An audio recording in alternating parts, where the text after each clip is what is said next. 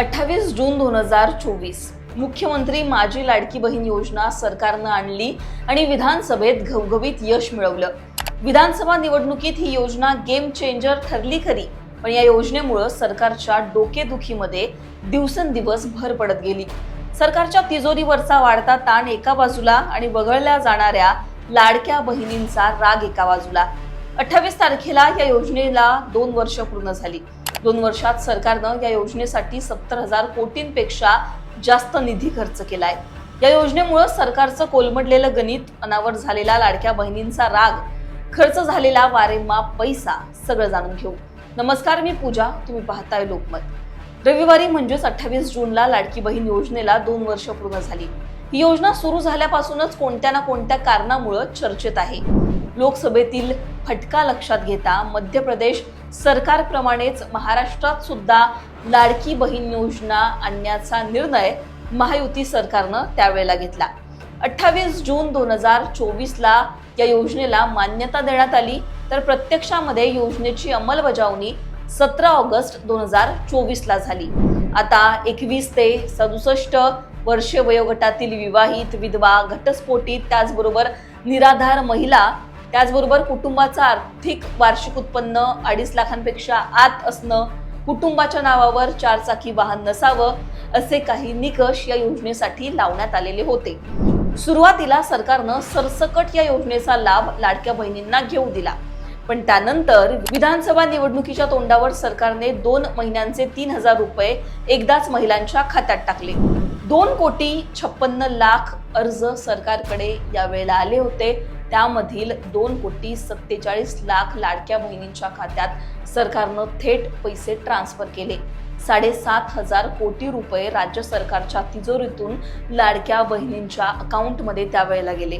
महिलांना आर्थिक पाठबळ देण्यासाठी ही योजना आम्ही राबवतोय असं सरकारनं त्यावेळेला सांगितलं खरं, पण थोडा थोडा करून याच लाडक्या बहिणी सरकारनं नंतर अपात्र केल्या। अशा 81 लाख लाडक्या बहिणींना सरकारनं अपात्र केलं। या 81 लाख अपात्र लाडक्या बहिणींवर सरकारनं 24,000 कोटी रुपये खर्च केले। 24,000 कोटी लाडक्या बहिणींसाठी सरकारनं उधळलेल्या या पैशांचा हिशोब कसा लावायचा? विधानसभा निवडणूक जशी संपली तसं सरकारनं KYCचं हत्यार उपसलं। सरकारी नोकरी, 4 चाकी वाहन, त्याचबरोबर पेन्शन या कारणांमुळे तब्बल 81 लाख लाडक्या बहिणी सरकारच्या नावडत्या बहिणी झाल्या।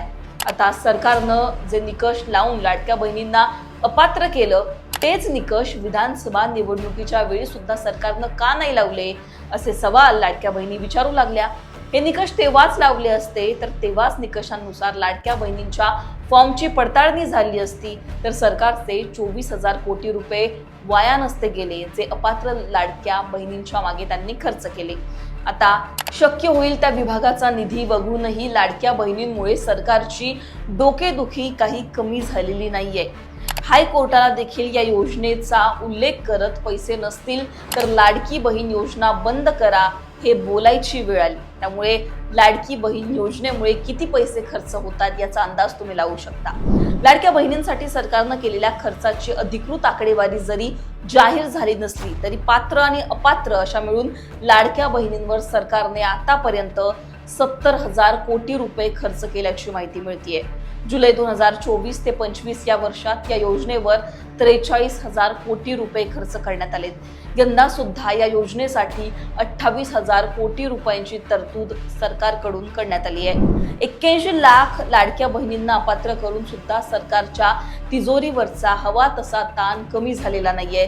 त्यामुळेच हायकोर्टाला हे बोलावं लागतंय की पैसे नसतील तरी ही योजना बंद करा। त्यामुळे उरल्या सुरल्या ज्या लाडक्या बहिणी आहेत, ज्यांना सध्या तरी लाडकी बहीण योजनेचा हप्ता मिळतोय, पुढे जाऊन त्यात लाडक्या बहिणींचं काय होतं हे पाहणं महत्त्वाचं असणार आहे। तुमची लाडकी बहीण योजनेवरची मतं कमेंटमध्ये सांगा। लोकमतला सबस्क्राईब केलं नसेल तर सबस्क्राईब करायला विसरू नका।